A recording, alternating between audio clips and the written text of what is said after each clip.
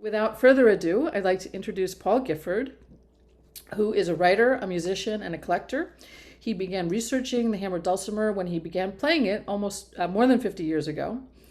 In the late 1930s, his father, a Juilliard graduate, had been a customer of Lower East Side businessman and cimbalom maker John Koleszar and secondhand instrument dealers such as the Blank brothers. Paul was an archivist for many years at the University of Michigan-Flint, and he's also written a wonderful book called Hammered Dulcimer, A History, that he published in 2001. In preparation for that work, he began collecting old photographs having to do with cymbal.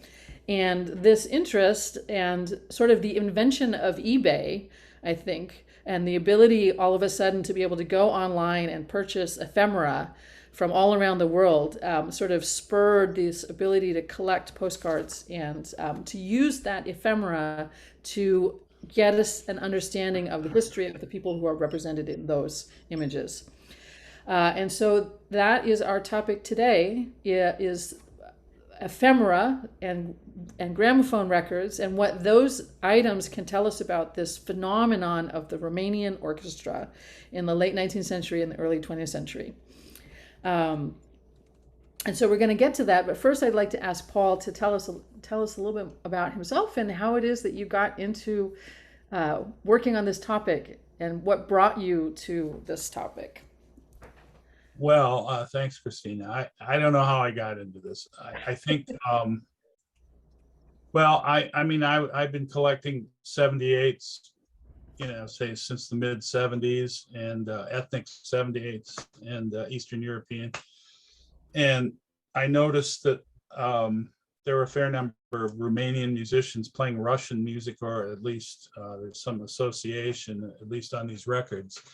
And of course, at that time, it was difficult to find electrochord records from Romania. But what there were, they only had Romanian music naturally on those recordings. So eventually I just figured it out, what accounts for this Russian connection. And that's what we're talking about. Then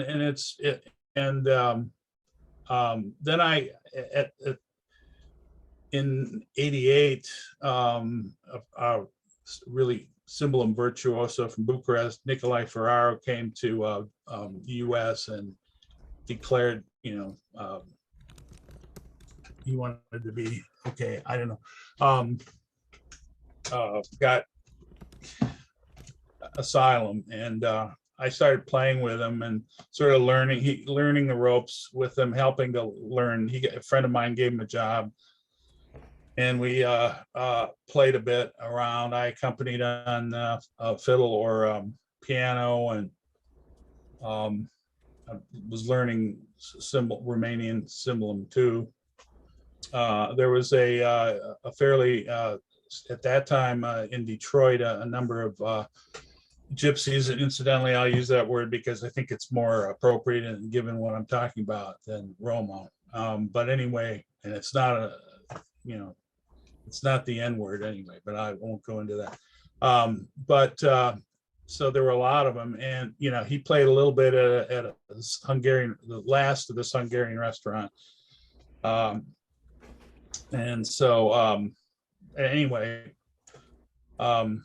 I used to ask him about things and learning about all this, and that's how I sort of learned. And he told me about Nitsa Kodoban, and he played in Montreal in the early 70s, and in fact, his learning was totally outside the state system.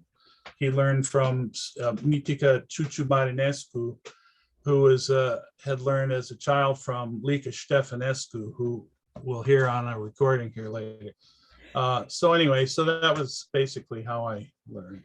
Can you just, as an aside, are you able to discern, or were you able to discern a difference in the playing style of this fellow you just mentioned, as opposed to the electrochord style? Oh, no. He had a couple of electrochord records he made. So, and he was the player with Radu Simeon, who recorded several, and I mean, he's a friend of knew all the people, you know. So Fantastic. And you also told me when in our one of our previous conversations that you had made one of these epic trips around Europe and had visited Romania in the late 60s. Is that right?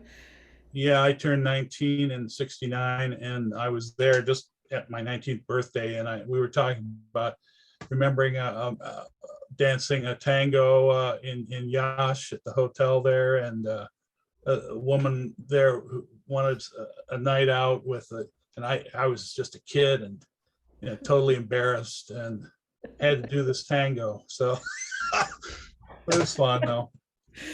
No horrors or servos, you know. No worries. You were So doing the modern music of the day. That sounds Tom great. Jones was #1 at the time. So Amazing. Amazing. So, but you had a vision of what is Romania, you know, in yeah, your eyes from that trip when you went back and you started meeting these musicians closer to home. right, yeah. And Detroit had a good community. I mean, mostly Transylvanian, and they're in the '80s. They would send out groups, mostly Banat and from Banat and Wash. But so this group that Nikolai came with, it was a Bucharest group, and they were based there, and they were touring in other cities all over the country, from California to New York. So, So but are then you, he came back, and then I heard on the local radio show, Romanian radio show, which is how I heard about it in the first place. It was a sport club, and these guys are playing there for Romanian sport club, and I went to that, and I was blown away. So then a friend of mine gave him a job stringing dulcimers or putting them in, and I started learning Romanian, and he started learning how to drive a car and all that. So and then eventually he moved to Chicago later, but that, also there was a Taragot player that had played with Zamfir, and they had toured around. He was also part of this group, and or at least he wasn't with the group, but they played for dances there at a church hall constantly. So I went to those, and that's really how I got really interested in this. so how long would you say, I mean, that relationship was over many, many years? Oh yeah, well it still is. Yeah, I mean he was in. I mean, I'm 50 miles from Detroit, and he was in Detroit and kind of a rundown area for about 4 or 5 years, and then he went to Chicago, and I used to go there all the time too. Then he's returned back to Romania recently All due right. to social security issues. Sure, sure, sure. Absolutely. Well, let's turn to this topic of the Romanian Orchestra. You wrote for us. One of the reasons I wanted to speak with you further in this conversation is that you um, completed an article that you had started some years ago for us to publish on the Institute website last year, and we weren't able to have an event around that article. So this is the event, I think. But you wrote this history of the Sinescu family, and that for those of you who haven't seen this article, I would encourage you to go to the Klezmer Institute website and download it. It's packed full of lots of really useful information, and there's beautiful postcard illustrations as well. And this article, you lead off the article with some images from the World's Fair, and you start talking about these Romanian orchestras. So I'm going to hand it over to you and have you kind of pick us up for part of this story. And I'm going to share my screen so that we can start looking at these beautiful images. Yeah, the Sinescu, there was several postcards I found. Okay, so maybe we can go forward to if you know where that is. To the Sinescus? Yeah, quite a ways down. Quite a ways down, yeah. Or maybe it doesn't matter. I don't know. Yeah, you can. I'm almost there. I can You tell got I'm a long almost way there. to go. Oh, no, okay. I could get to it from the website actually. There they are. That's There my it is. favorite one.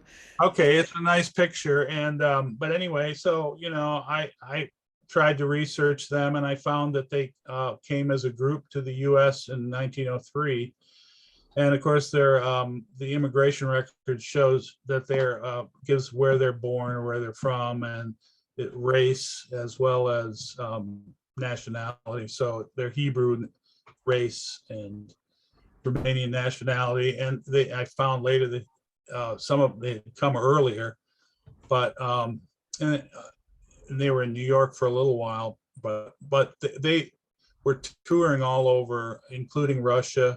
Now these are some other uh, groups that I think were Jewish, but they're obviously international. Tsigoinen and Orchestra, Carmen Silver. I don't know anything about them, but you know they weren't the only. And I think let me go back a couple. Um, this one and the one before it.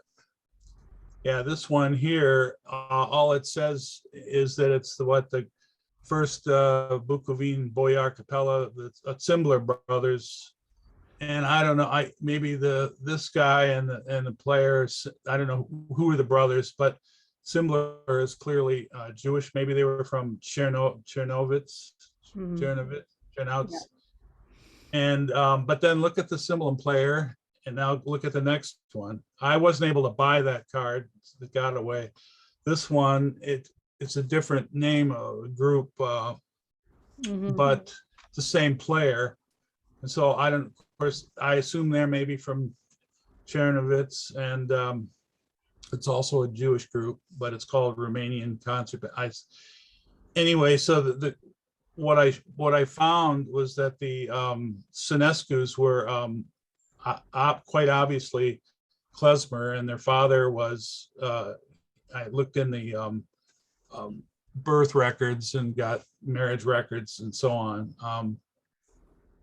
and further found that one of them was living in 1887 in a place, Strada Tsiganim or something, a Gypsy street or Court Tsigania. And so anyway, so from that, you can assume that they learned the Nai or Moscow, whatever they called it, I don't know, the panpipes from the neighbors in the Tsigania, and they probably played for weddings together. And so the Romanian instruments were combined with the Jewish cymbal and the other Western, the cello. Clarinet. Yeah, and the clarinet's a little unusual for Romanian music at that time. Totally. So you Totally. probably consider that a Jewish influence as well. Um, Yeah. So let's I think we could talk about this article and that ensemble sort of all afternoon. yeah, But let's come back to them because there's so many things in this one image that I want to talk about. One of which is the large number of women in this band. yeah. But rather than jump ahead to that moment, I'd like us to let's skip back to sort of the beginning, and I'm gonna roll us up to the top. Um, Here, this first gorgeous image from the art museum in Bucharest, the National Art Museum of Art in Bucharest. And let's start with kind of where you started in compiling this set of images of what this image tells you about. What are we looking at here? I guess is my question. Well, notice the costumes.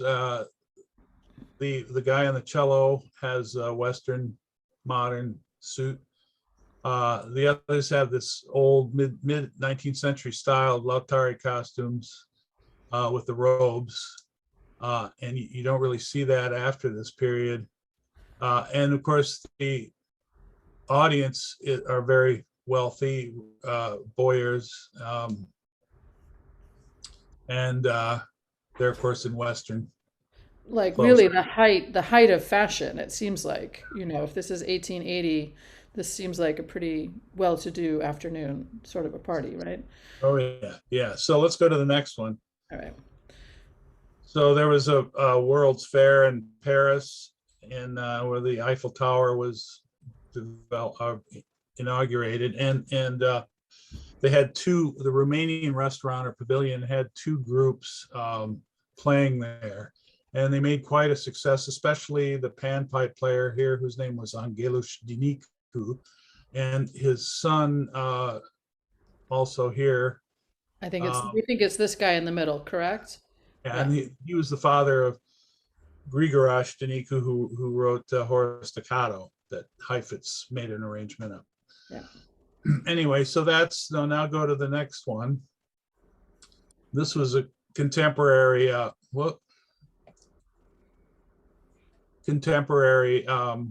illustration of the same group at the restaurant.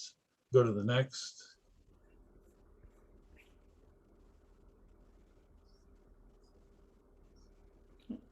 And then this is the other band. Yeah, Padureanu, who later went to St. Petersburg in Russia. And so they were, both were. So it seems that organizers of other World's Fairs wanted to, get the most popular things. This must have been one of the most popular groups. We can go to the next one. Well, and I think also one of the people that we met in our travels in Romania with John, Sidor Andronicescu, was sort of like sent to the London expedition, I think in the 1920s, by the Romanian government as an exemplar of their amazing folkloric treasures. So I think that the government or the local organizers, the Romanian organizers, would have sent their most highfalutinist, their most, they were making the choices about what was being represented at these world exhibitions. And it seems like with Dinicu, they were, highlighting this newly developing national music, Romanian national music. Would you agree with that? Well, one thing that they were doing was there was Western influence as far as they had a conservatory, and so there was Carl Flesch was teaching violin technique and reading music, and so there's a certain number, obviously, that learned how to read music. Most didn't, of course, and they still don't. But anyway, so that gave them the ability to learn essentially Western popular music, which they played, or potpourris from operas or whatever was considered popular, or some of it was classical. So it was a mixture when they played outside Romania, maybe inside Romania too. Yeah, I don't know we unfortunately we can't know, but I do know that this potpourri, is a very popular sort of theme. And you, in the Sinescu article, you show some programs that have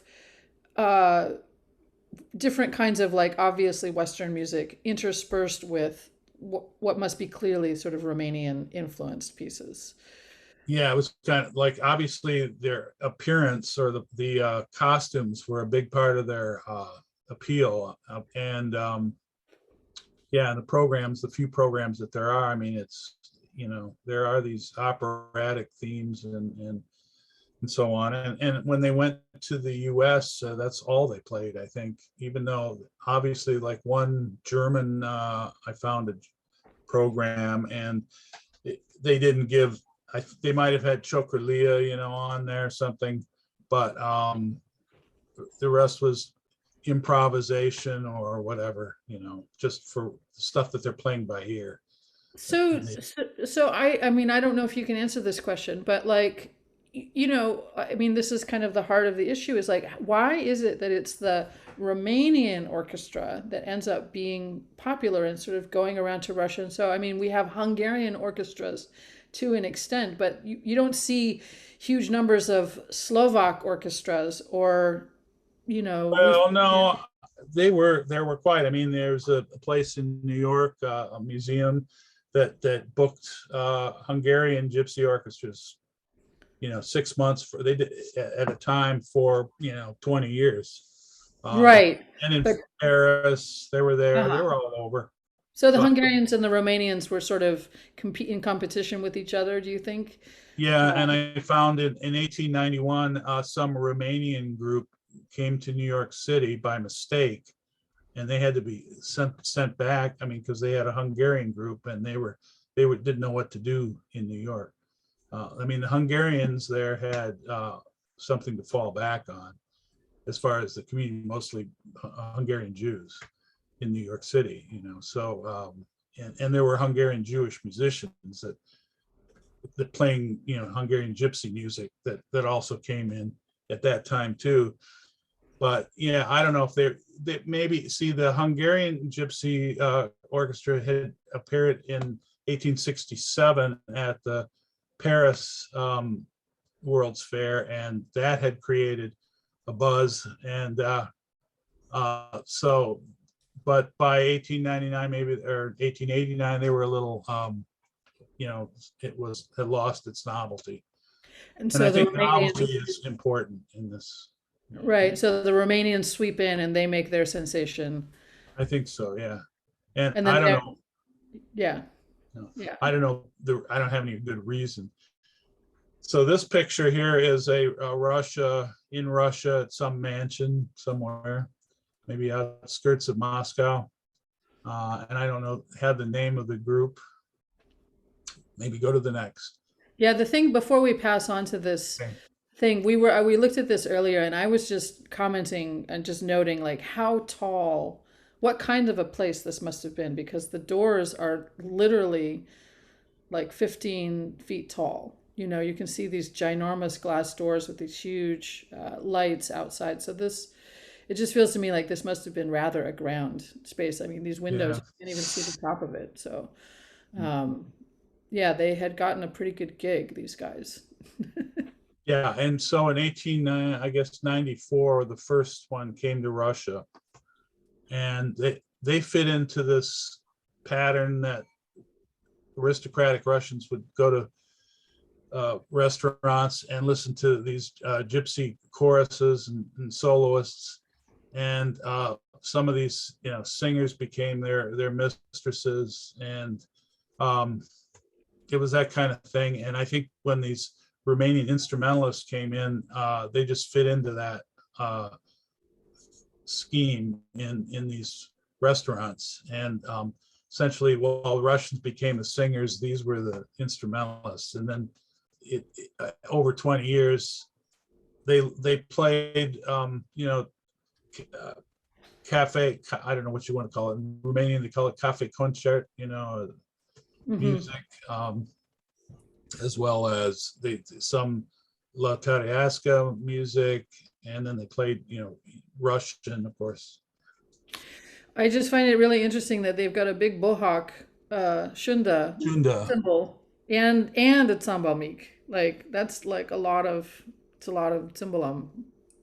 Yeah, a lot of these pictures, I don't know, that they date between around 1900, 1905, and they were just probably, some of them were just getting the big ones, and I assume the small ones, they were new too, relatively, Mm-hmm. in Romanian customs. So but most of these are the small ones.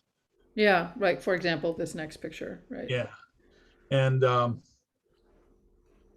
yeah, I mean, I found the leader here, Matake Vladescu, in a German newspaper playing somewhere, but couldn't find anything about them. Mm-hmm. The next one is also the same group, and he kind of looks like Geraldo Rivera.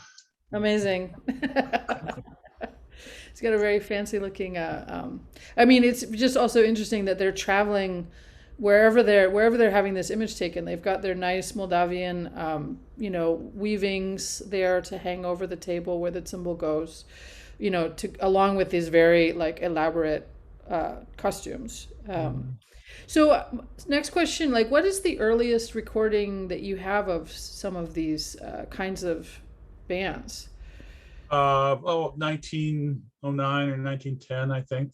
Okay, so This Luca Stefanescu was quite popular. He was recording at that time, and also Jean Gulesco. leading as an orchestra. And I mean, so this part I'm sure the Belf orchestra question is resolved by this point, but why it was called a Romanian orchestra is obvious to sell records. I mean, they had other Ruminsky orchestra on the record catalogs of records made in Russia. So, and so these are, and all these, for some reason, they made postcards in Germany to publicize these. We're playing in hotels. Amazing. Yeah, keep going. Another one here. Do you own all of these postcards, or are these also images? Yeah, and I have others I didn't add.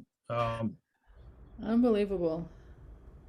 Yeah, it's interesting to me that the orchestras that are wearing this sort of formal Western attire sort of stand out, right, in the group. Yeah, the piano is common on some of them. Some of them they just hold music rolled up to indicate what they're playing. Yeah, it's just interesting when you see like group after ensemble that's wearing like sort of folkloric costume. It's kind of a choice to be wearing black, coat and tails, tuxedo type gear. Yeah, some of them the pre-mosh wears either a sash is one thing, or they wear formal tuxedos or tails. Right. And the rest are in costume popular. Exactly. Interesting. And dog. So Kalin, Udila, and Queen. Udila, yeah.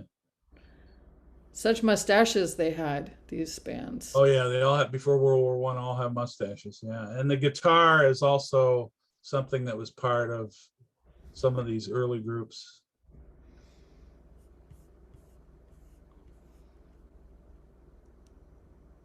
Amazing. Well, there's the gentleman, the Primashin tails, and everybody in their costumes.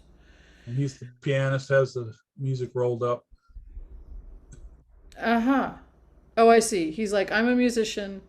Yeah. Piano's not here on the photograph, but I'm a musician too.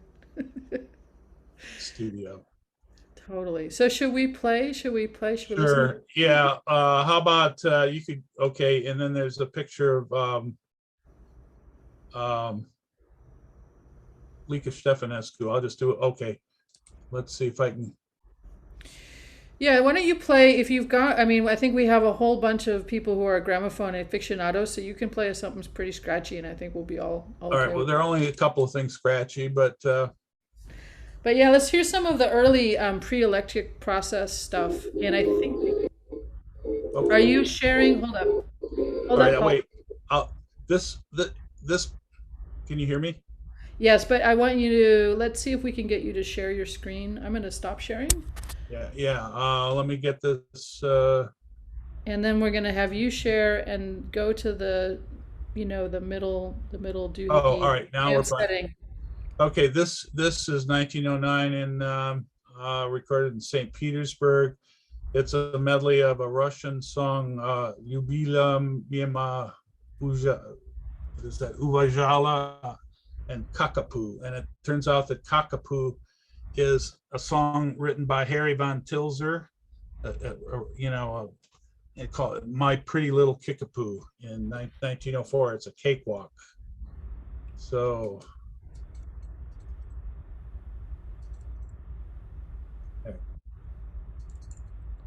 okay, I don't have you sharing your screen yet, so if you please go ahead down to the bottom. No, Paul, hold up. Okay. Go to the share screen option, please. Okay. And then. Oh yeah. Yeah, and then go to that middle tab on the top to the advanced tab. Mm-hmm. And then let's share. Audio share. That's right. Thank you. Sorry. No worries.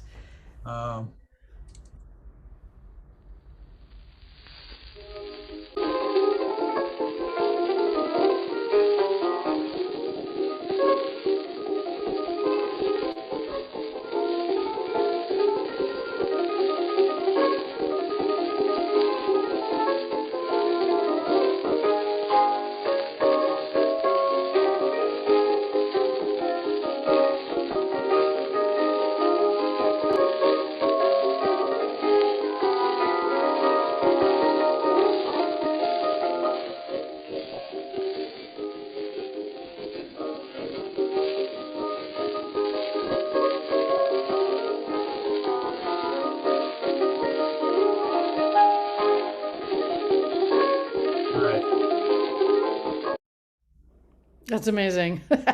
Maybe just a little bit of the another one he did of Curette by Cecile Chaminade. This is sort of Belle Epoque piano music.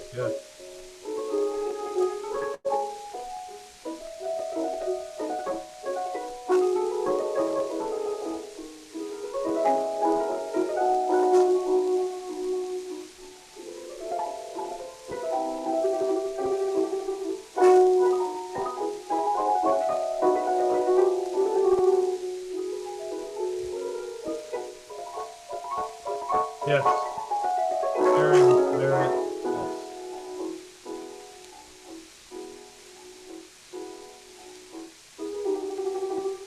Well, maybe that's good here.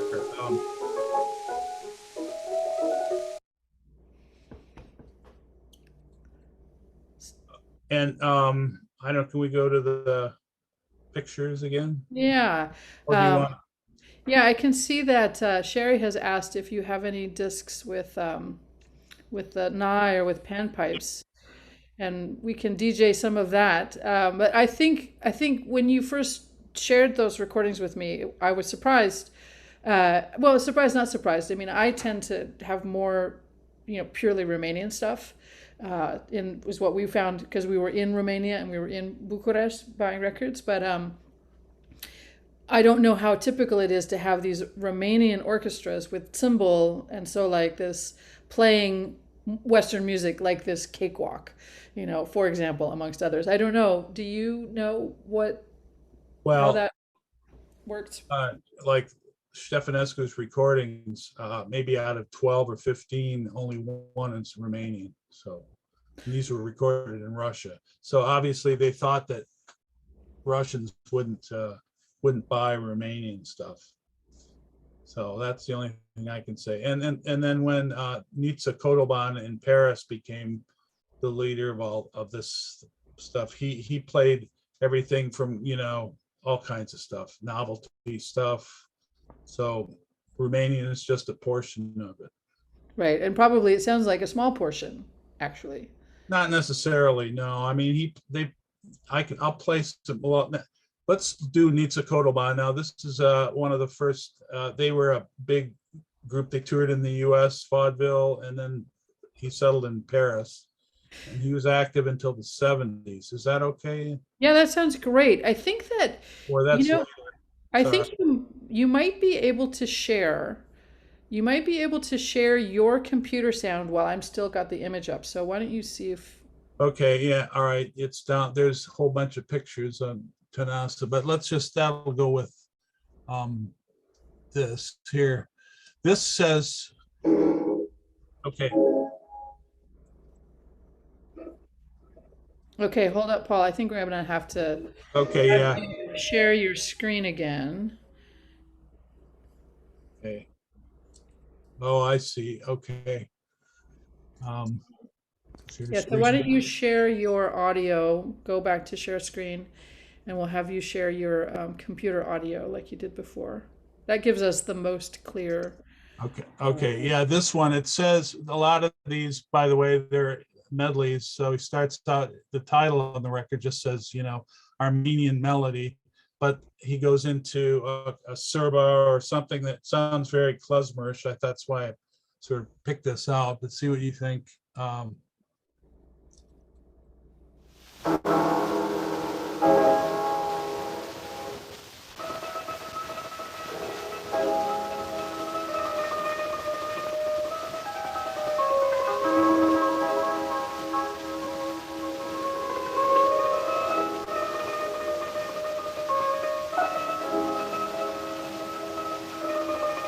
All right, then I'll go.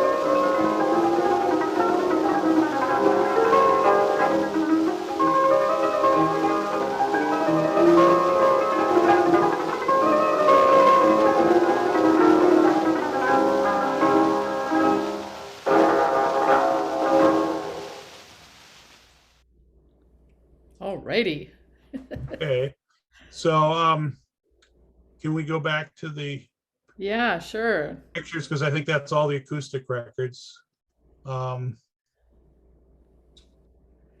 Let's see.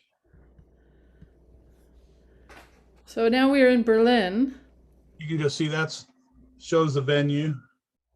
That's all. Go to the next. Oh, I just put this in because it's funny. I think this is, it's a wedding picture. We figured.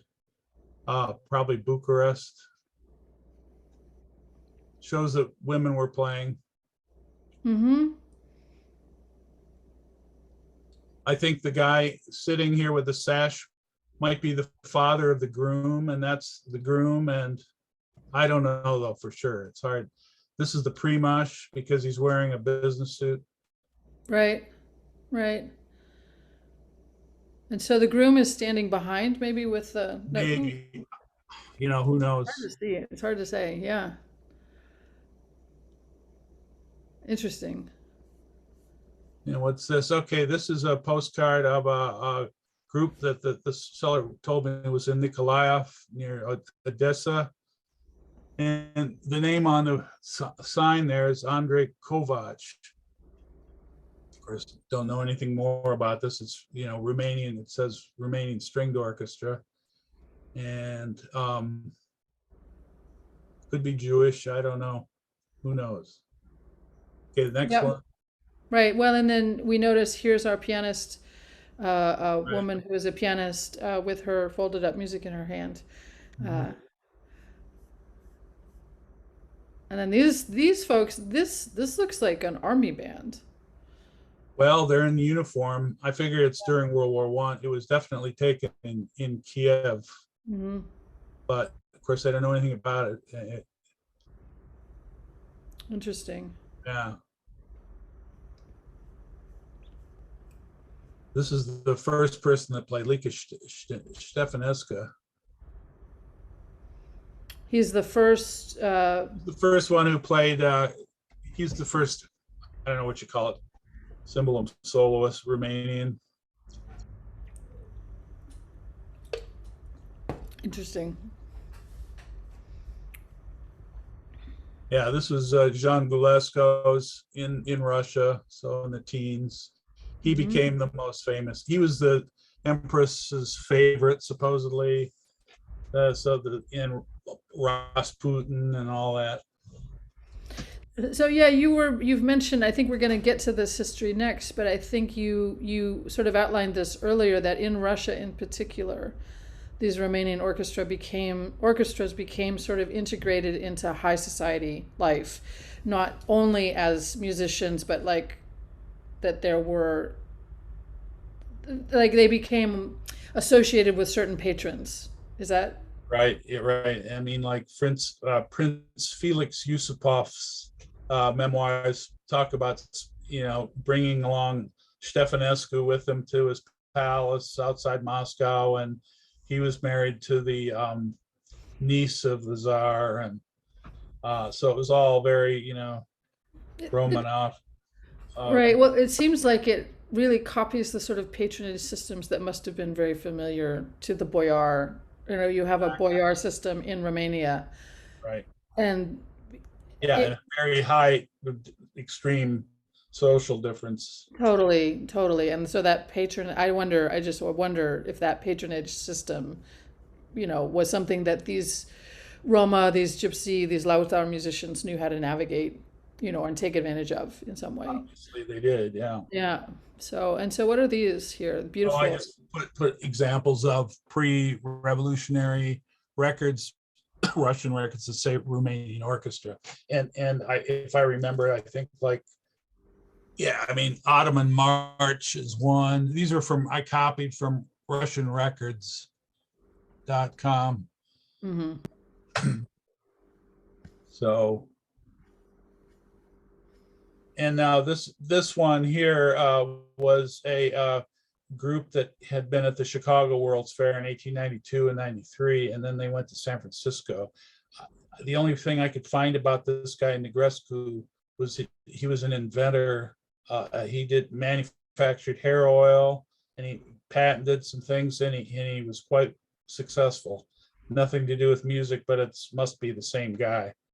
Interesting. 20 beautiful ladies of every nationality in their native original costumes. Concerts continually. I love it. Character dances. Are dressed in national Romanian costumes. You're right, Michael. That's what I thought. He was Jewish, anyway, for sure. Yeah. Gold medals, Paris Exposition, the Bremen Industrial Exhibitions. Greatest success at the Moorish Palace. Amazing. Okay, and what's next? First class table at low prices. Yeah, and I'm sure their music had nothing to do. Now we did this already. This guy this is the Cimbler inventor of Brill. You haven't seen anything yet when you talk about Brill cream. There's more pictures here. I was going to say Vaseline, but right. Yeah. And we saw this. This is another Jewish group. Now here, I don't know, with the flute, it's unusual, for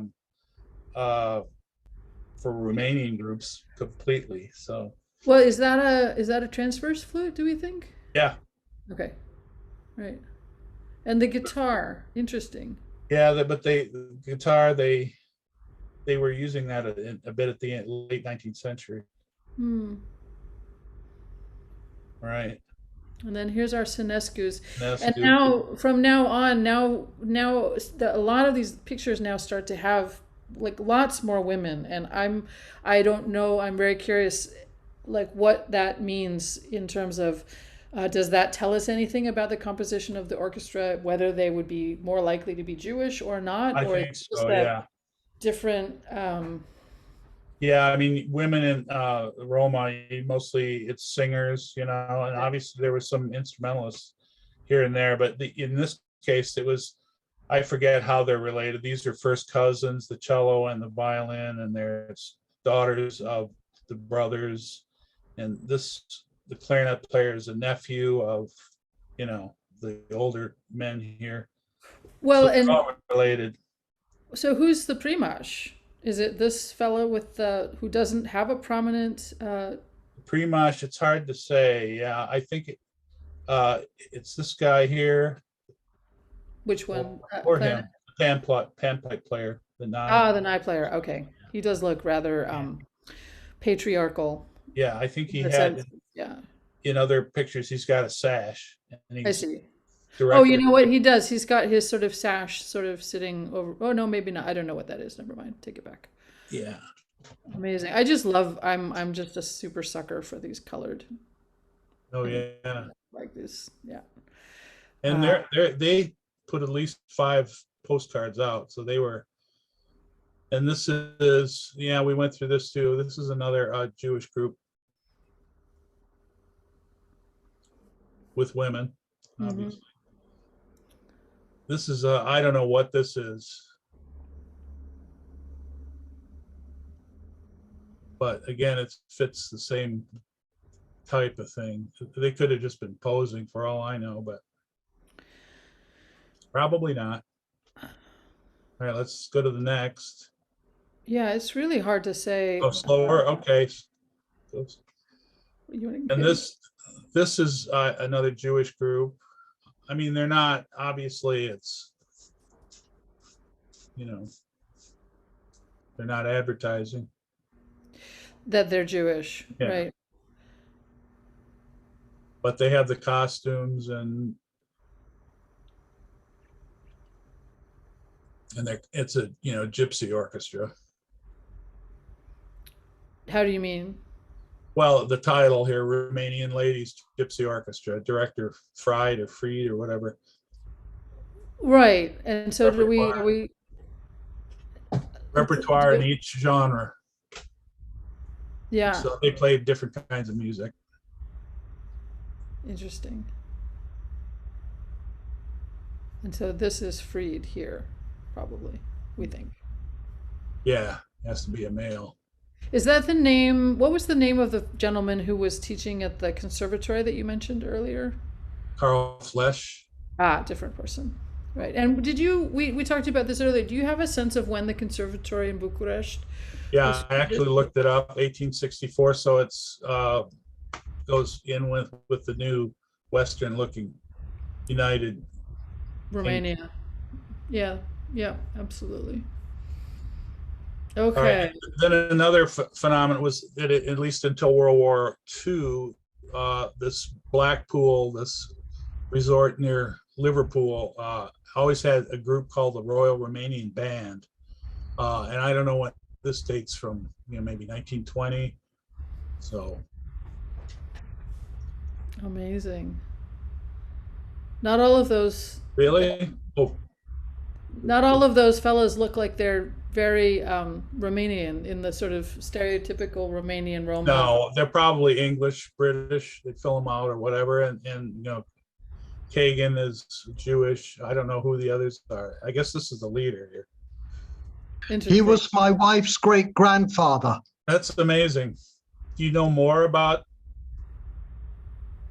They played all over the UK in the seaside resorts, as well as at fancy do's restaurant, celebrations for civic events, just general playing around.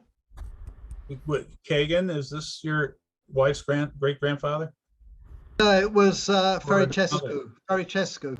Fericescu. Okay, great. That was Julia. Sorry, I'll share again. That was Julian speaking. Thanks for chiming in. It's fantastic extra information. I'm just going to check.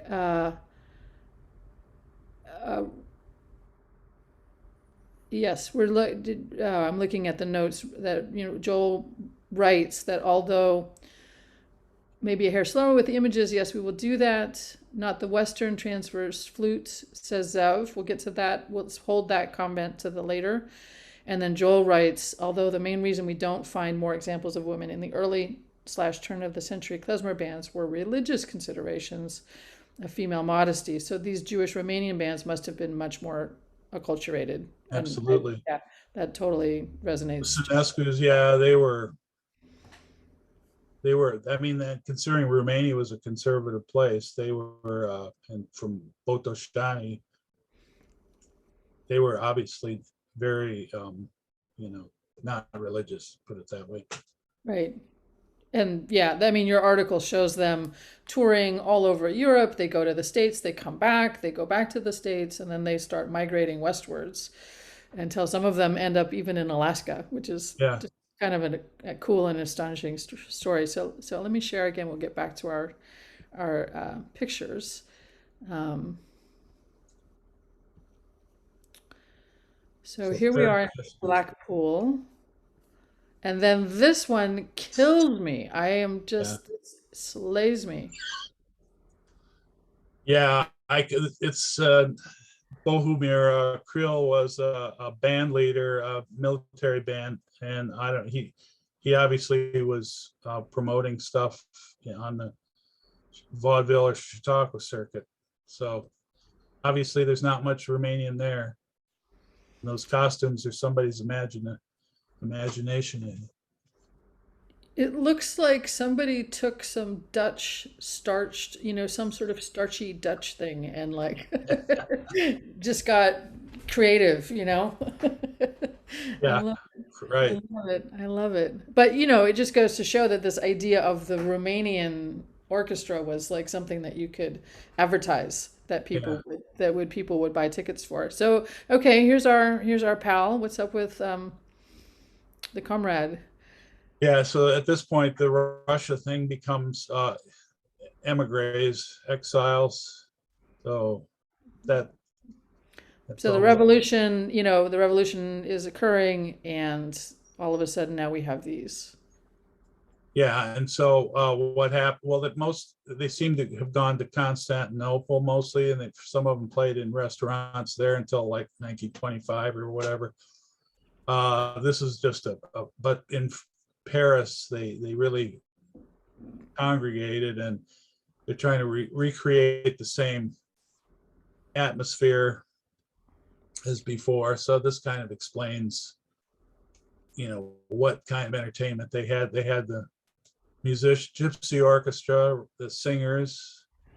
And that kind of like kind of sums it all up. Gypsy orchestra, Russian singers, Caucasian dances, right? So you've got these sort of stereotypically flashy, luxurious, performative music, things happening, you know, costumes, Right, caviar. and of course, so the music they're playing, the Kazbek and other kinds of minor, or uh, Crimean Tatar and Mm-hmm. variety of stuff. Okay, Amazing. then another And one. then, This is where Nitsa Kotoban played up until the '60s or something. This is like the premier place in Paris.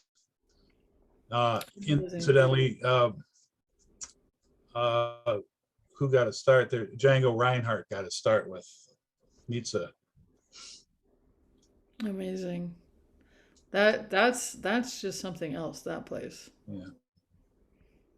So, and then this is the Tanasa Koldoban's orchestra, mostly family members.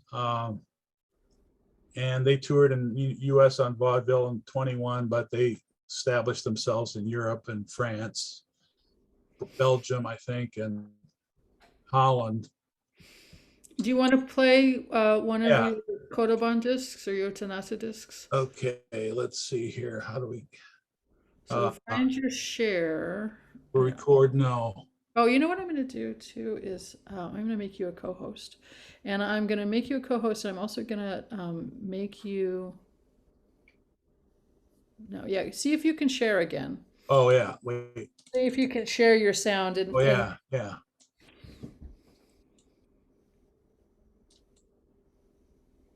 No. Doesn't let Sorry. you? Okay. I have to stop mine. There we go. Okay. Yeah. All right. So I'll share screen. Stop share. Yeah. Okay. Computer sound. I can't. Let's see. Go to the top and go to that advanced little tab there. Stop share. No, sorry. I don't know what I'm doing. It says it's sharing already. Oh, How I so go ahead and play your music player on your computer. I think you're that's what I'm sharing. trying to do. I have to leave, I guess. No, you don't. No, you don't. No, you don't. Go ahead. Pause. No, No. That's the recording. right.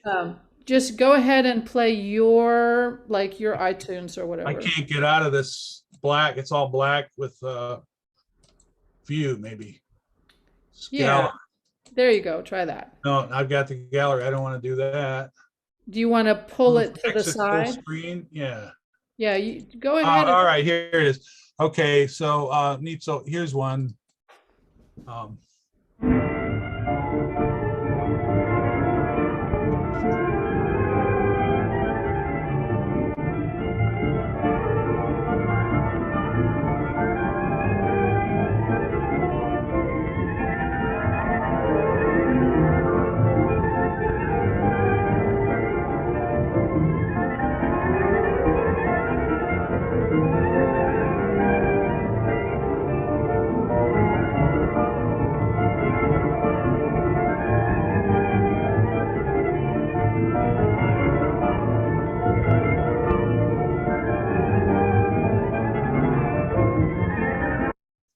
All right. That is so amazing. We know that tune is Dos Zigeuner. Oh, Amongst it's a portion of a longer piece, a multi-part piece that I know as Dos Zigeuner. Joel has just written that there's a variant of the so-called Gypsy Bulgar. Do you want to elaborate on that, Joel? No, it's the same. I mean, this is just the musicians, the Jewish musicians around New York all knew different combinations of sections. But Totally. Yeah.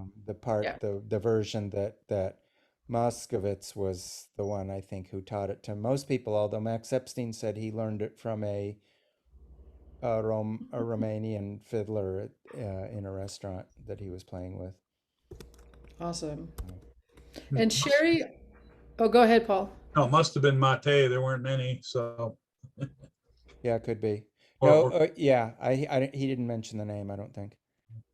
And does anybody know off the top of their head? I mean, probably many of you know, but who made the recording that I'm thinking of Dos Zigeuner? Dave Terrace. Aha, So it's Abe Schwartz and Dave Terrace. Yeah. And it's Great. called Serba Rumaneshti as well sometimes.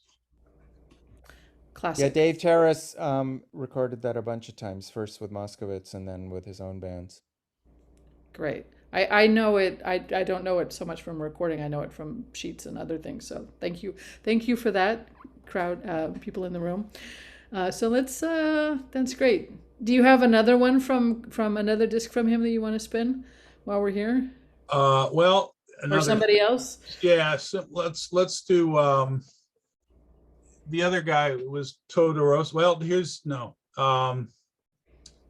well known, but he did mostly tangos and kind of dance music in Germany. His name was George Boulanger. Mhm. And but this one is called Hora Mare Romanian Foxtrot.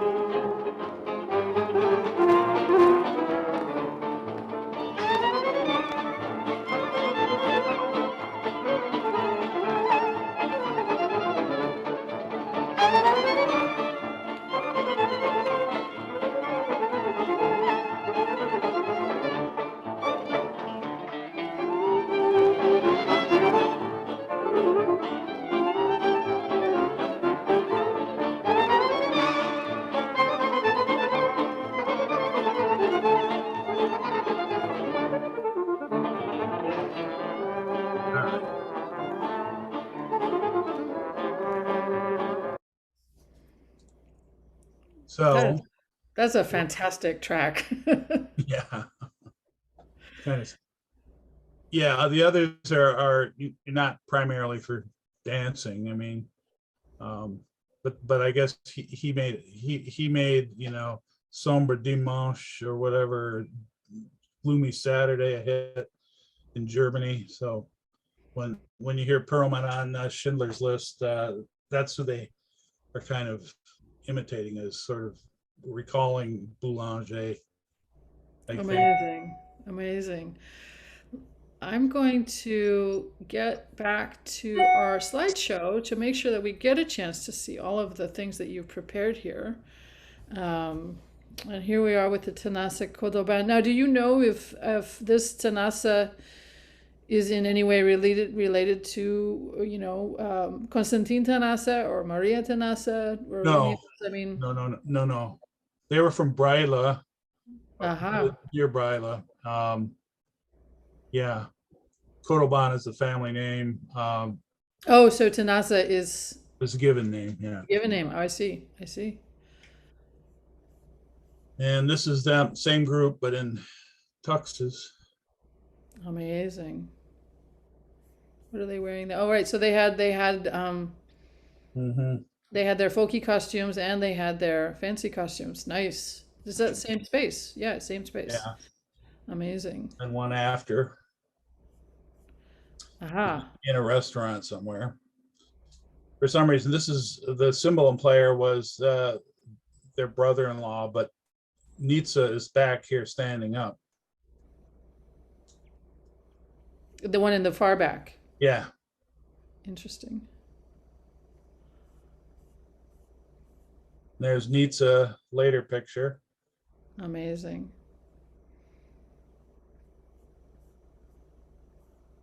And there's Boulanger, who went to, during the war, most of them went to Argentina or Brazil. There are several of them did. And I think the one after there are, no, that's It's Mate. Mate. And I found that he came with a group that recorded a lot in Germany, Iliescu, Todorosa Iliescu, but he stayed in New York. Interesting. And then here you have Yeah, these are their immigration cards in Brazil. amazing. How did you find these? They're online. I mean, I just did ridiculous searches. Okay. And they all went, like Nietzsche went back to Europe in 1950.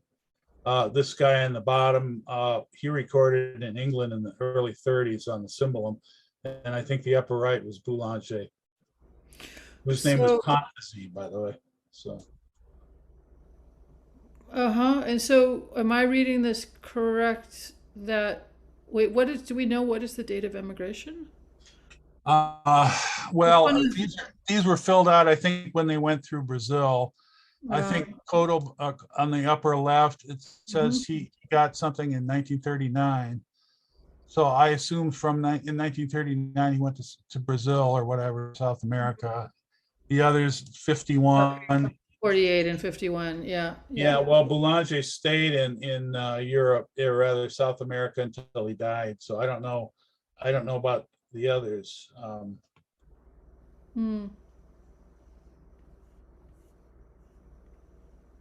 And this is Fanica Luca at the World's Fair in New York. There's no Russian connection on these last two, but they were the sort of the top dogs at that time in Romania.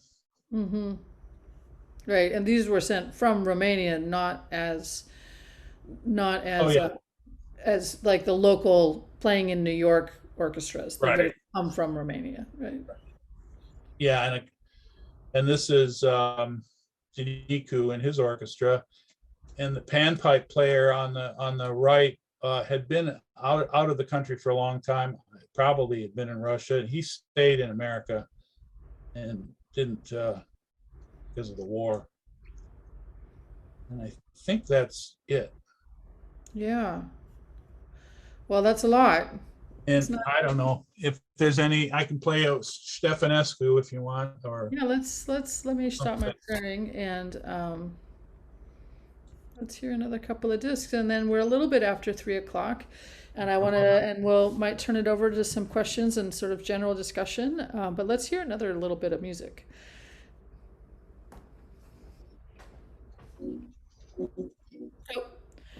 I think we need to have you do that sharing of your screen. Oh, sorry. Okay, no worries. Yeah, sorry here.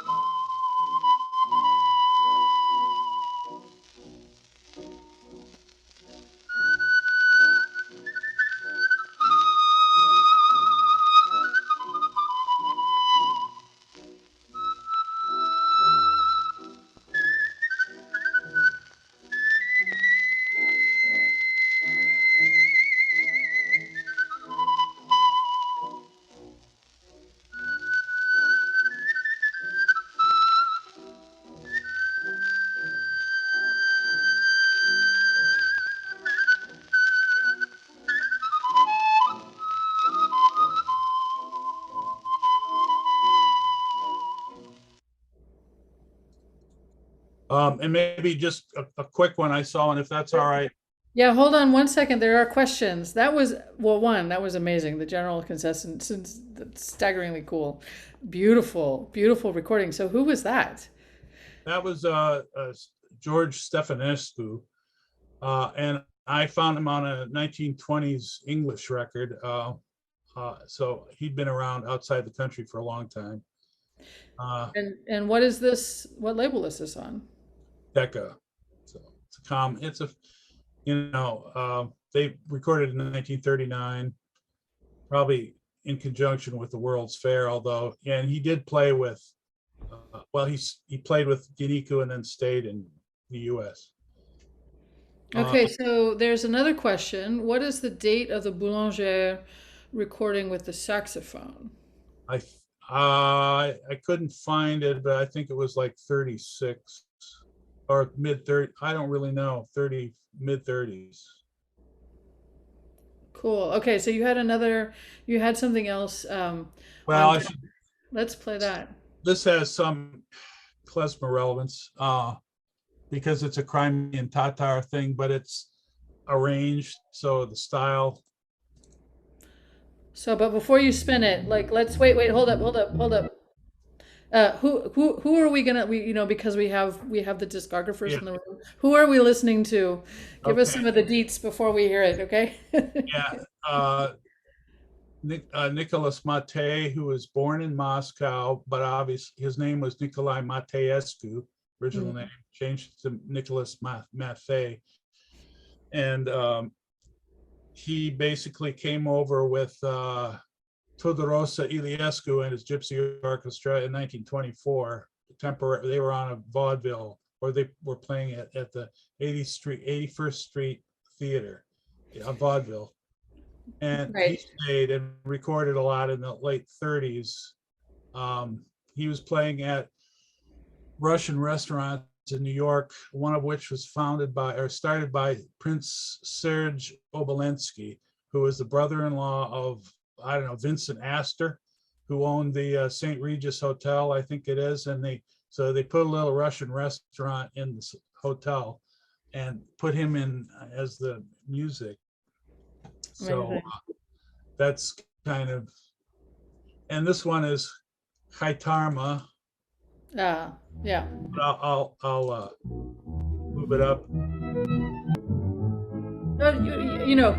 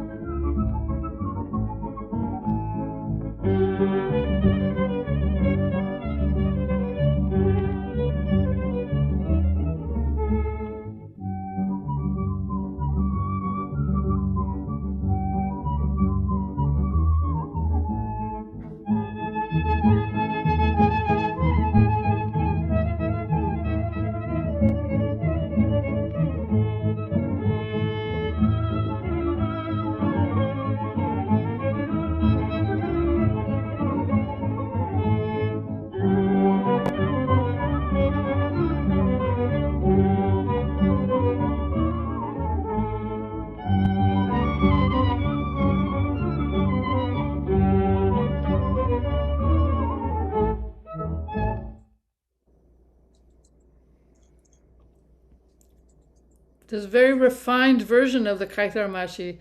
It's very elevated. Yeah.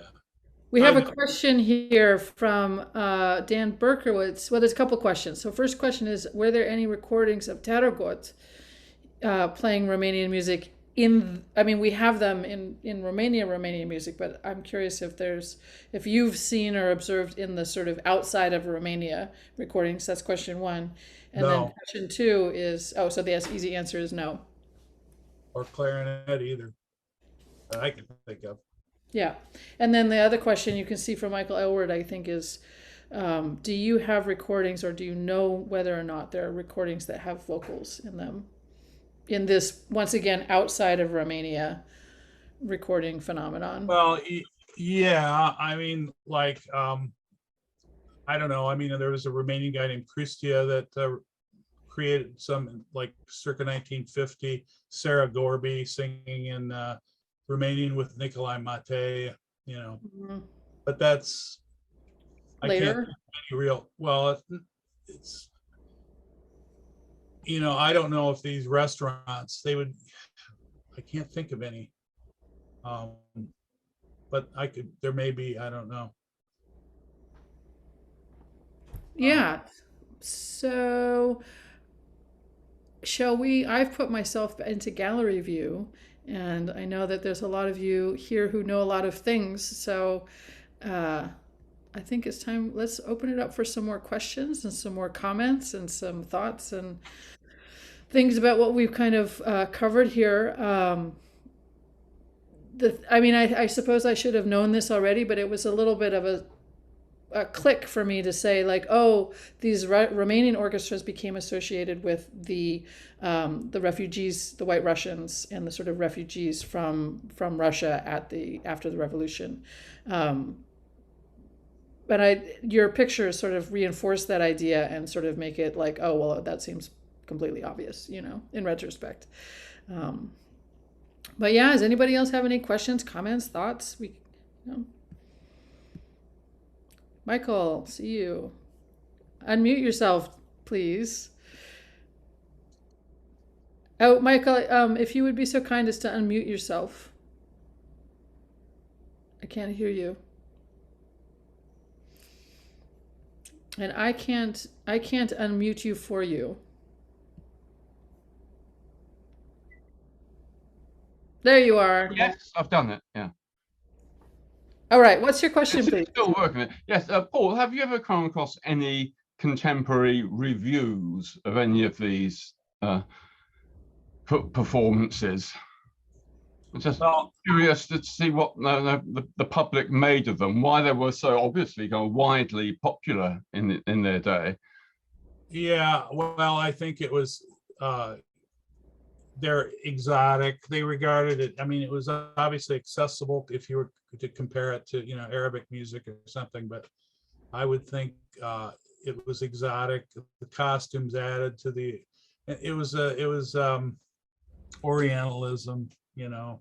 Yeah. They saw them as gypsies or others, and you know, they're exotic. It was fed a lot of stereotypes.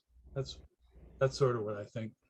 Yeah. Yeah, and I have seen reviews in a British magazine. I recall. I don't know it, but okay, thanks. yeah. Zev, you had mentioned earlier about the transverse flute. You mentioned something about the flute, that it was a transverse flute, but not the kind of transverse flute that we might expect. Do you want to light yourself up and amplify that a little bit, since you're here?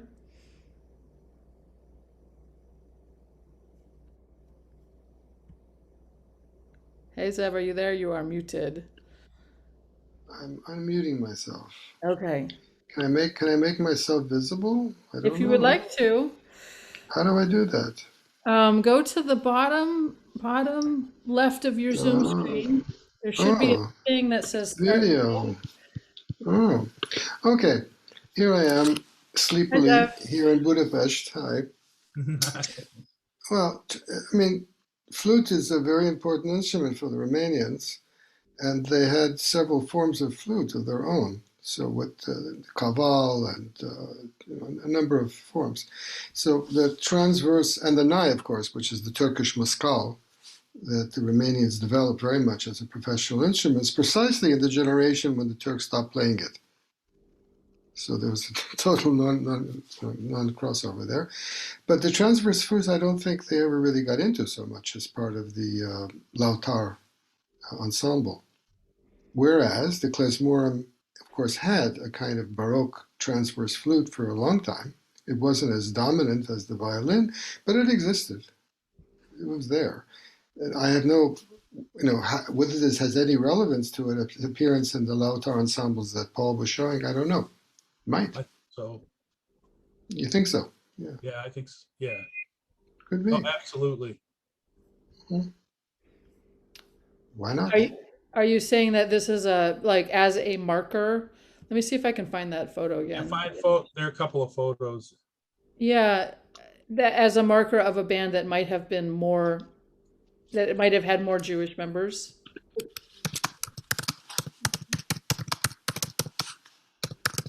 Mhm. Yeah, Why not? yeah. I'm trying to find that image and then I'll share screen. Mhm. Anybody else like have some stuff to add in here? I think it might be where, I mean, we have Jeffrey Wallach here, so do you want to, I just was interested in hearing a little bit more about this Belf's Romanian Orchestra connection. I mean, is it really only sort of hanging on to this idea that this was what you called yourself if you wanted to be a going concern that sold records? Yeah, I think I agree with that. I don't think there's any deep connection with bands like that. But there was a whole, this is, Paul, this is a fascinating presentation. I'm amazed at the stuff you found, but, and to know that there were so many Jewish musicians involved in these bands, but they weren't like presenting themselves as Jews. Right.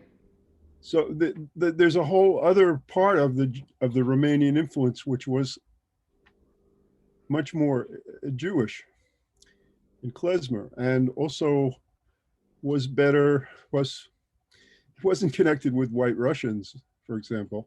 Mm-hmm. You know, it had there's in other words, there's another part of this whole thing, obviously.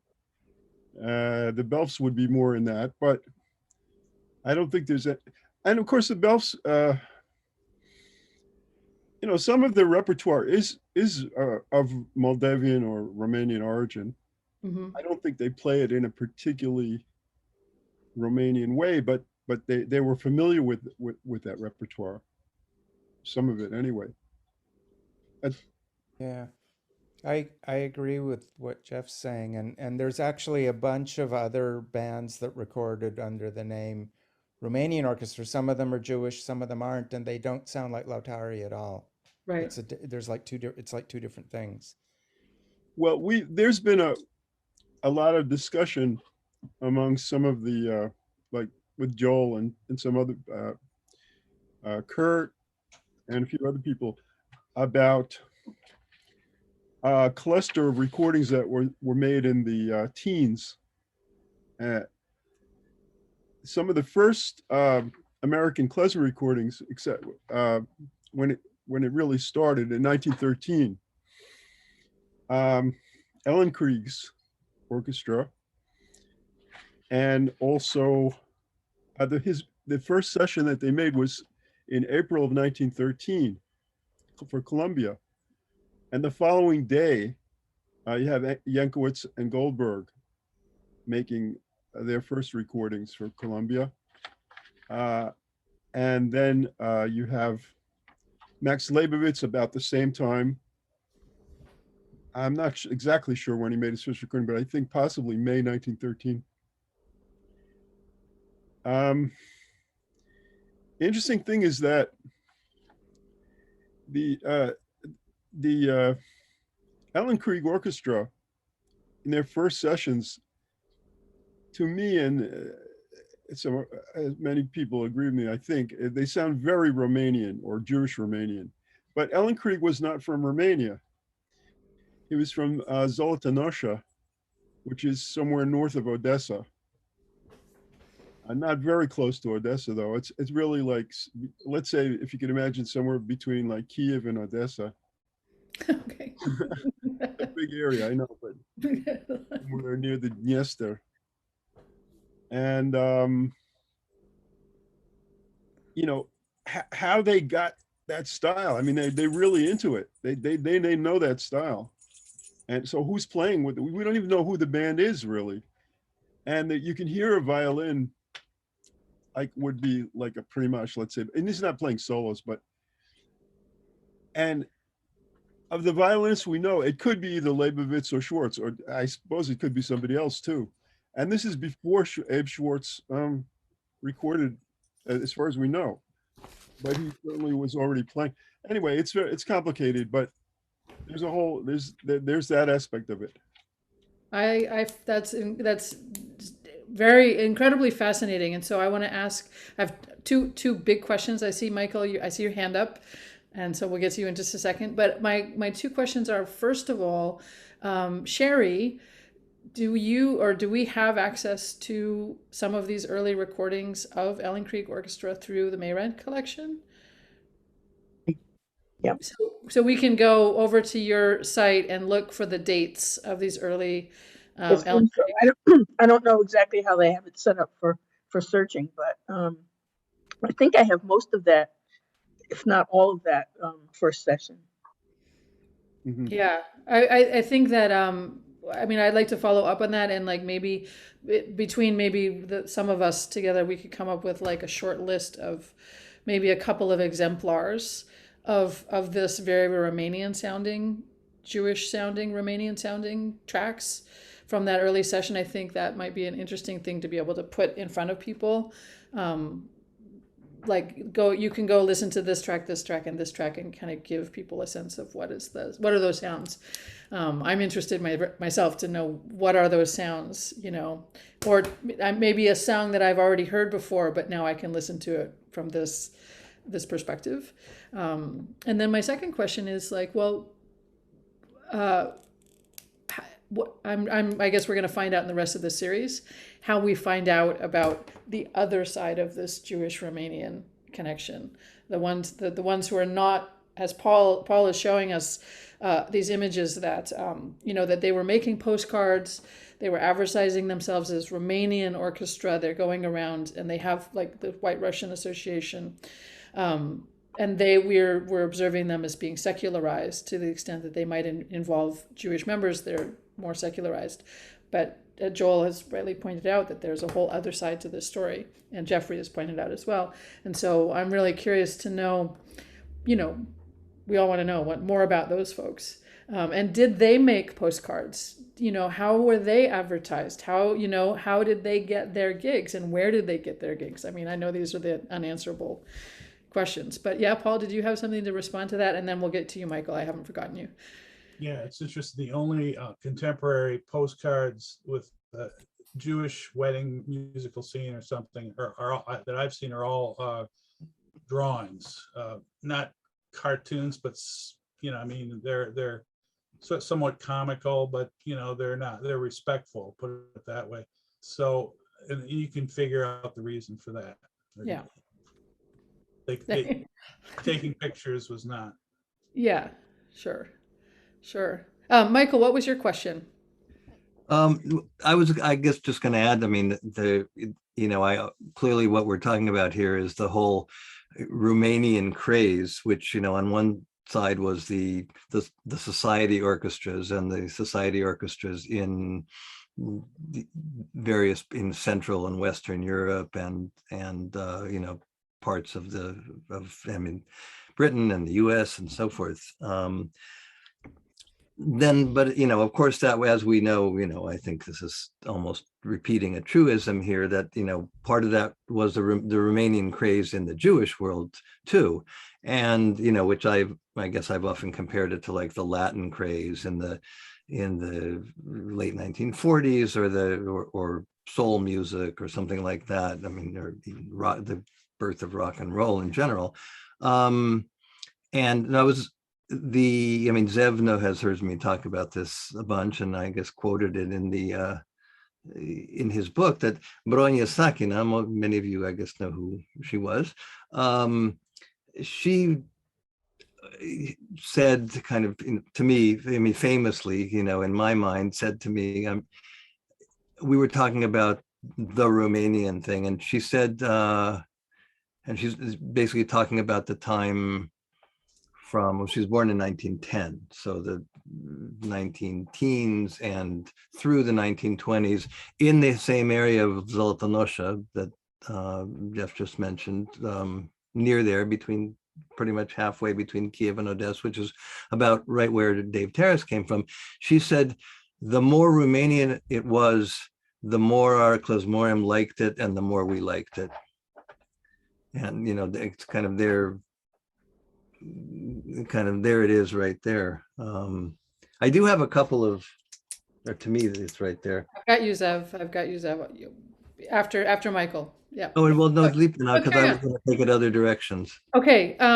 Okay. Quickly, Zev, if you have something you want to add to that, and then I want to let you, Michael, go Sure. on to your next thought. Sure. I just want to add that in my own research, the last few years, it's becoming more and more clear that once the Ashkenazim began coming in significantly into the Moldavian territories, which begins especially after the War of 1711, the Prut campaign of Tsar Peter, which failed. Recent research, just very recent research, shows that the governors and the pashas in Bender and Khotin try to strengthen that territory. And one of the techniques was to allow a lot of Jewish immigration, both Sephardim and Ashkenazim. And the musical results of that were already coming into existence in the 18th century. And I gave a talk about this recently in Bucharest at a conference we had about it, that there was a Klezmer presence at the genesis, so to speak, of the urban music in Moldova from the late 18th, early 19th century. It was becoming a co-production already in the 18th, later 18th, early 19th century. And Jewish communities, certainly in Ukraine, were aware of this, and possibly even further north. There are some manuscripts that give us some clue as to what this music was like and the connections of the klezmer playing and the urban lautar playing of the early 19th century.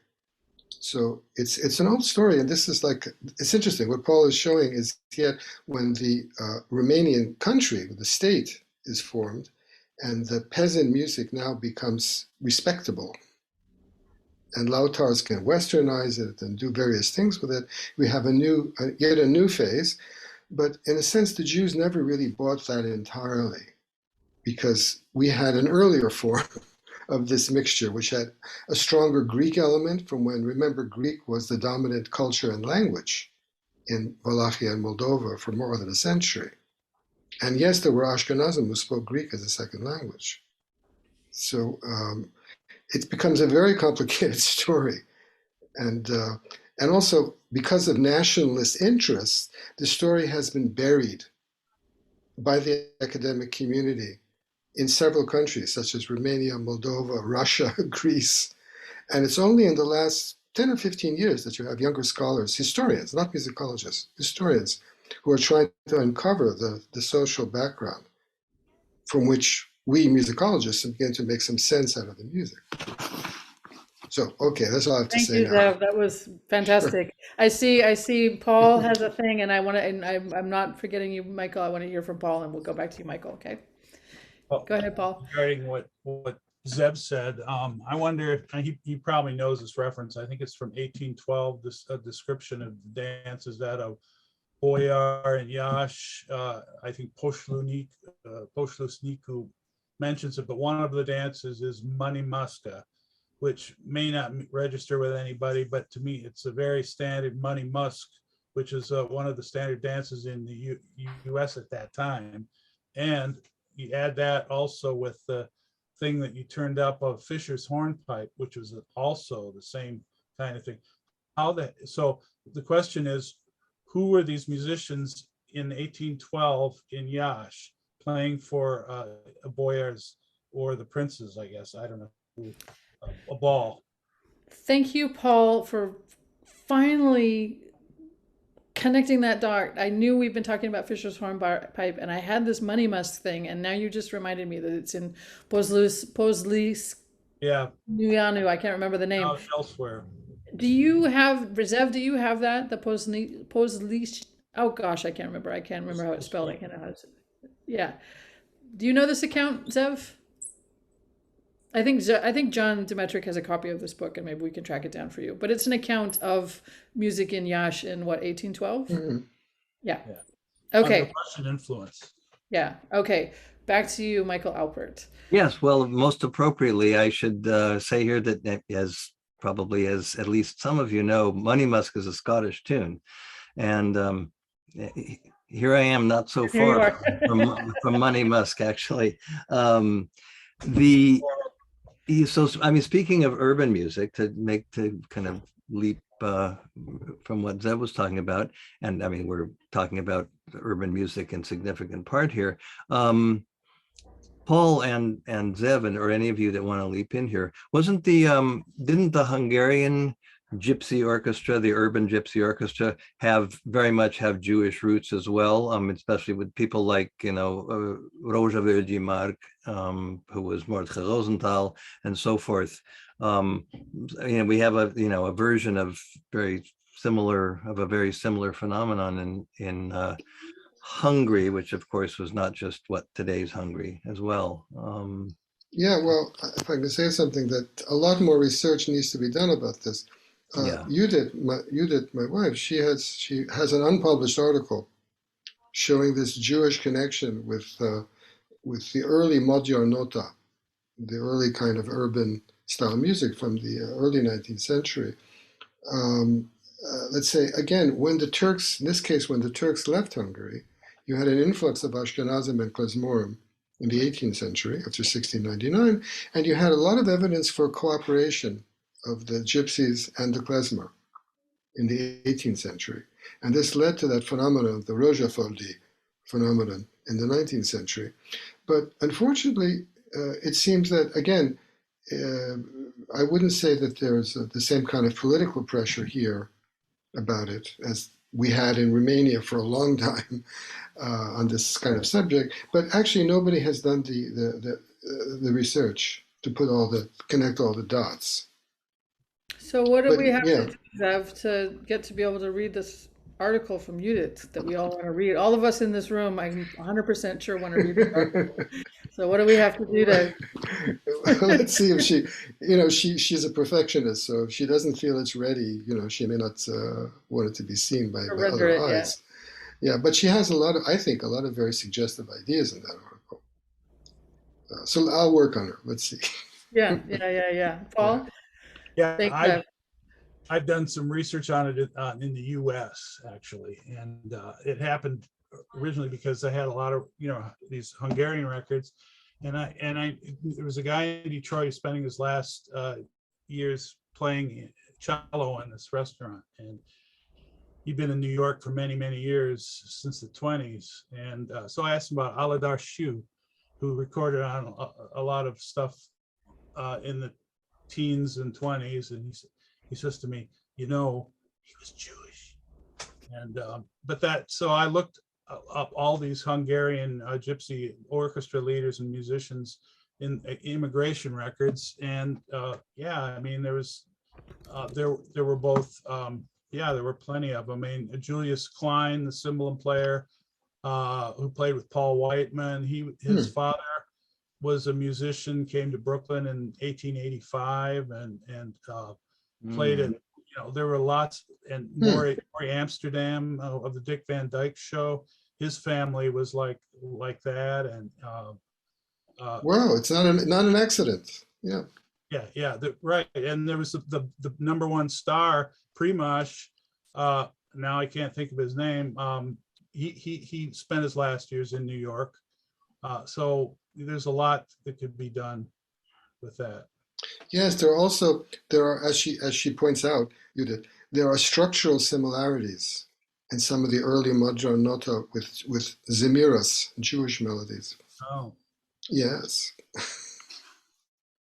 Cool. Yep, absolutely, yeah.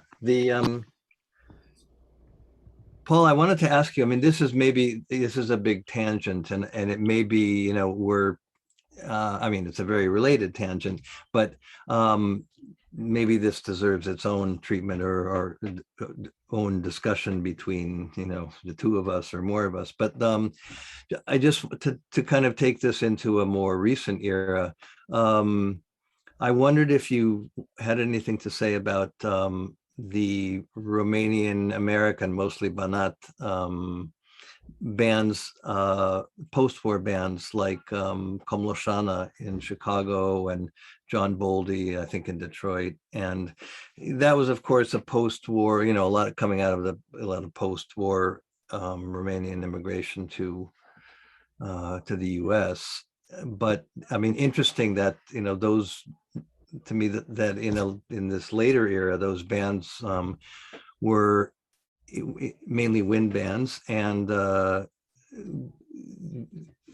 their sound is quite similar to a certain extent to the Jewish American wedding music of the 1950s and into the early 60s. Like Komloshan, I think, was formed in 61 or 63 or something like that. And I mean, I'm not sure that there's a through line here. First of all, I think most of those bands were not Roma, but anything do you want to say about that?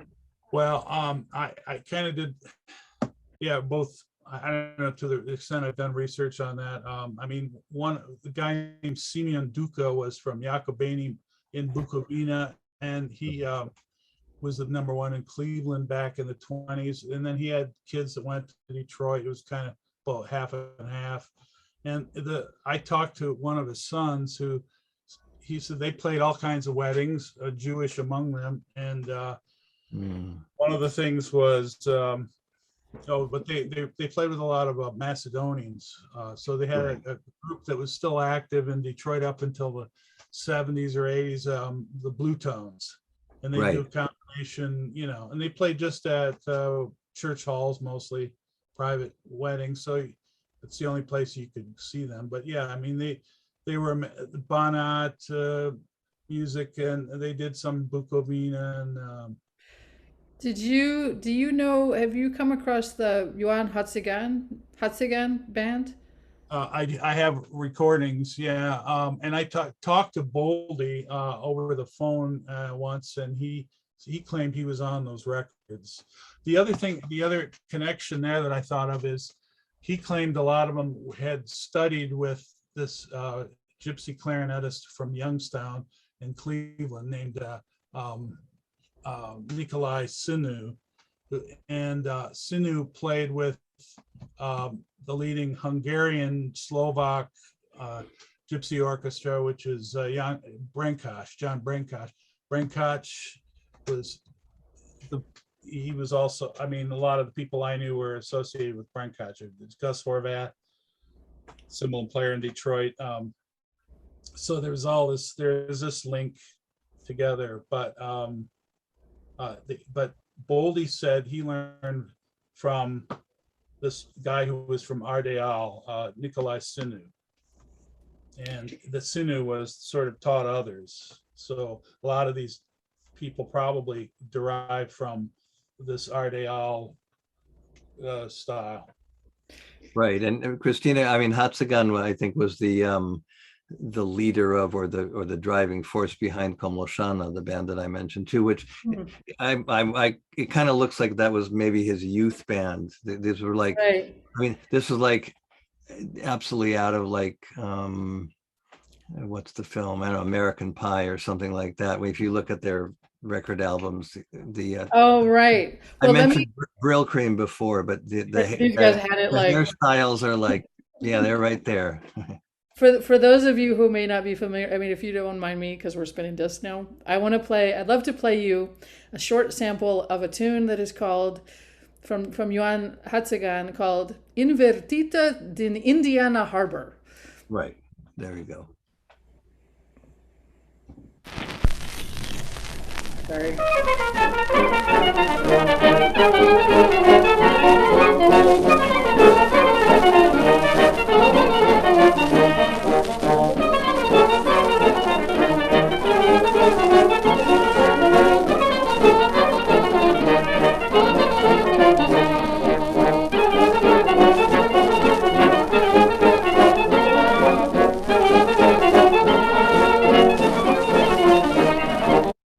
Right.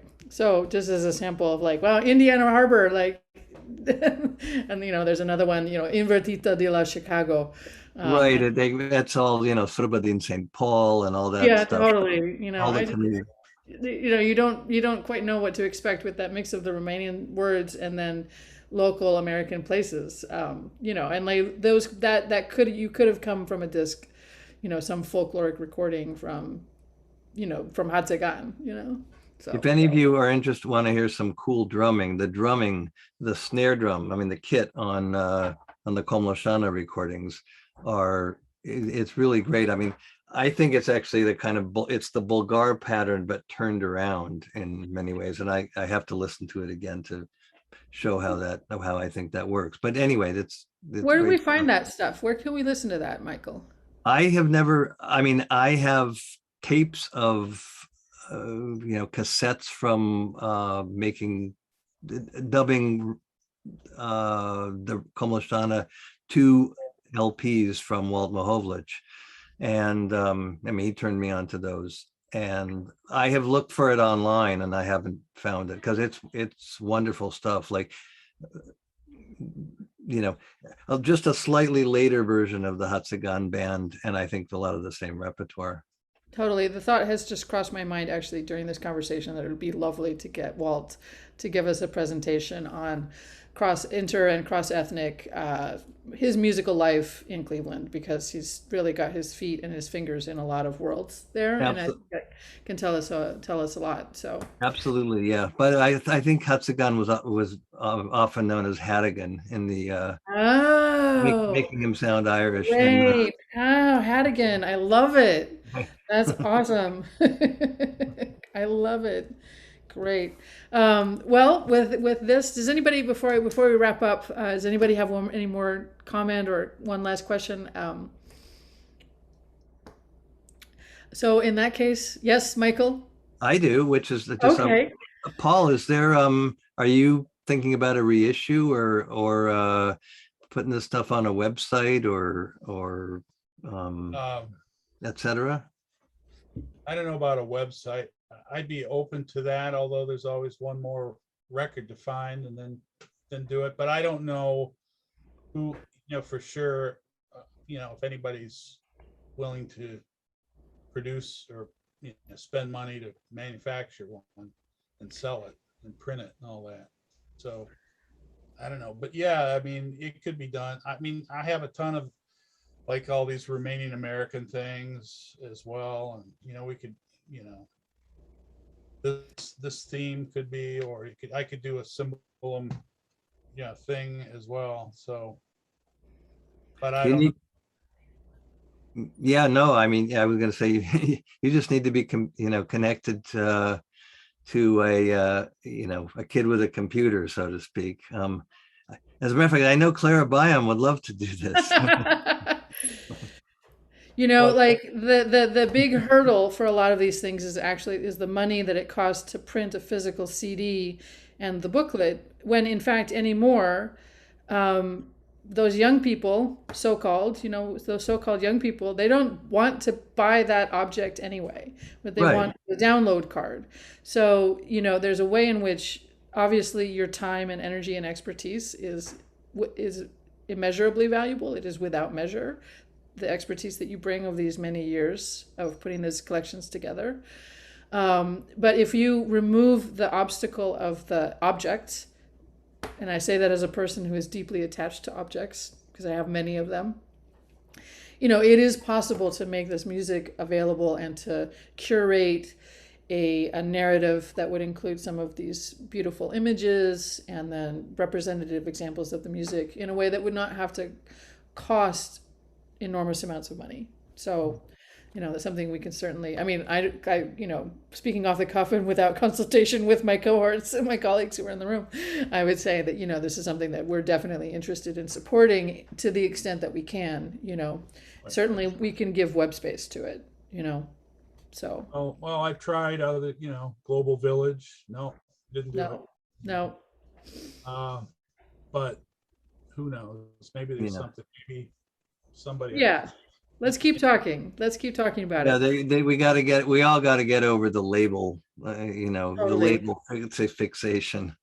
Yeah, it's just because it's just not happening, right? So with that, but I want to end on a high note and say that it's been a tremendous honor to have Paul here with us today. Thank you again for sharing all of this beautiful research, so much knowledge, and great music. And thanks to all of you for coming. We'll see you in 2 weeks when we get to talk to Sherry. All right? Thank you. Bye-bye. Bye. Right.